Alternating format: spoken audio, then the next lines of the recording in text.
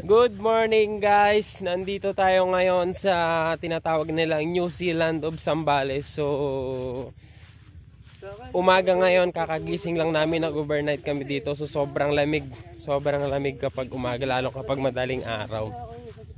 Ayan, so tingnan natin yung paligid saka yung view. Ayan, ayun, ang daming campers doon. Karamihan yan may mga dalang sasakyan. Nandito rin sila Rendon Labrador. Yan, ayun yung kubo namin. Inarent naming kubo kasi kulang yung dala naming tent, kaya nagdala kami ng nagrent kami ng kubo. Titingnan natin yung lake. So ito yung kubo namin. Ayan, nagluluto sila. Ayan. Ito, nagmotor lang kami. Kaya naman magmotor dito basta mamili kayo ng tama ng choice nyo na daan. Ayan o, sisipag na mga kasama ko, nagluluto sila. Ito, pinaka-pogi kong kasama. Ayan. Tingnan natin. So, medyo nawala na yung fog. Mga tukbol! Ayan. Yung tent namin, isa lang. Kasi hindi sila. Ayan yung kubo namin. Ayan. Mga tukbol! Ayan. Ang daming Dol, malakas umilik ka do. Malakas umilik. Ayan, ang daming campers dito. Ayan. Ayun, parang kulungan ng kalapate yung yung kubo-kubo namin sa taas. May siya. May attic. Ayan. Yan, medyo nawala na yung yung hamog. Ayan, silipin natin yung lake. So, ito nga palang lake na to. Yung kwento nito, nasa Jessica Soho din to. Ito yung bayan na lumubog nung pumutok yata yung pinatubo 1991. Ewan ko kung tama ako. Ayun. Hey, andun yung simbahan na na lumubog. Yung nakalabas yung dulo ng yung cross. Andun sa pagitan ng dalawa na hindi lang masyado kita. Yan. Ayun yung sunrise. Yan. Maganda dito kasi walang signal. Wala talagang signal dito, kaya yung sa mga gustong mag family bonding, talagang makakapag banding kayo ng maayos kasi walang signal dito. Ayan, galing kami from Las Piñas papunta dito. Ayan, nagmotor lang kami.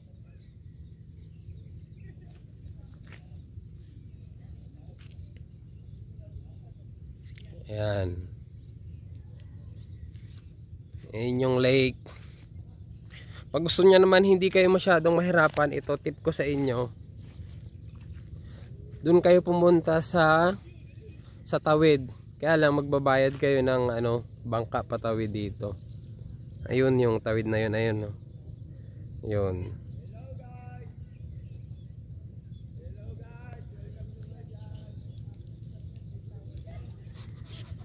Ayan. Sa pupunta rito ng mga nagmumotor, payo ko sa inyo, huwag kayo pag kumuha talaga kayo ng tour guide doon sa first timer. Kumuha talaga kayo. Ayun yung number 1 na payo ko sa inyo, kasi pag hindi kayo kumuha, sigurado baka hindi nyo mapuntahan to, maligaw-ligaw talaga kayo. Ayan. Tapos kapag nakakuha na kayo ng tour guide, doon kayo dumaan sa mas malayo, kasi sa mas malapit, sabihin ko sa inyo, baka pag mahina-hina yung loob nyo, baka hindi kayo tumuloy, kasi may mga nakasalubong kami hindi tumuloy. Kami talaga medyo palaban lang. Pero ngayon pauwi kami mamayang tanghali. Pauwi kami, doon naman kami dadaan sa kabila. Kasi yung sa una namin dinaanan, hindi ko nasasabihin para pag dumaan kayo may experience nyo din, di ba? So ayan. Yan, ayan yung rito. Ayan yung view. Ayan, sobrang lamig. So ayun, saka tip ko sa inyo pag pumunta kayo dito sa Mapanuepe Lake, kumuha ng tour guide. Kasi yung tanong-tanong, hindi uubra kami. Tanong-tanong, ang laki ng inubos namin na oras tapos sa gas. Kasi yung bundok na yan, yung bundok na yan, dinalawang balik namin yan. Dinalawang balik namin. Pag mag Google Map kayo, doon kayo mapapadpad. Doon sa ano na yon, doon sa parte na yon, yung sa tatawid. Kung nakamotor kayo at nakasasakyan na gusto nyo na dito nyo idiretso yung sasakyan nyo at ano, hindi kayo makakatawid kasi wala naman roro dyan. Ayan, kaya mag tour guide talaga kayo. Tapos pangalawa, doon kayo dumaan sa mahaba na daan. Huwag kayo dumaan pag sinabi ng tour guide. Gusto nyo ba sa malapit? Huwag doon sa malapit. Di doon sa mahaba. Hindi, guys, pag first timer nyo, hindi nyo kayang puntahan to ng hindi nyo kayang puntahan to ng walang tour guide. Maniwala kayo sa akin. Yung susundan-sundan nyo lang yung daan. Sa bagay, subukan nyo rin. Kaya lang sinasabi ko sa inyo, mag-uubos kayo ng oras at saka pagod. Ayan. Matatawaran nyo naman yung yung tour guide. Dito na kayo banda dito na kayo bandang kumuha ng tour guide banda na sa may tulay. Tapos yung tulay at dalawa na yung tulay ngayon. Yung sa tulay na bakal, yung sa mga nakikita nyo sa vlog, hindi na kami pumunta doon kasi parang hindi na rin yata madaanan, nakakatakot na rin daanan ng motor. Ayun yung sabi. Pero hindi na. Pero natanaw namin.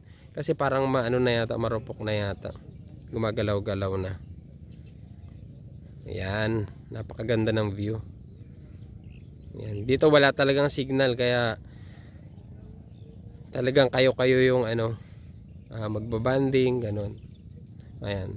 Ayan, 360 na view. Ayan, magkakape muna tayo. Sige. Comment na lang kayo pag may mga gusto kayong itanong.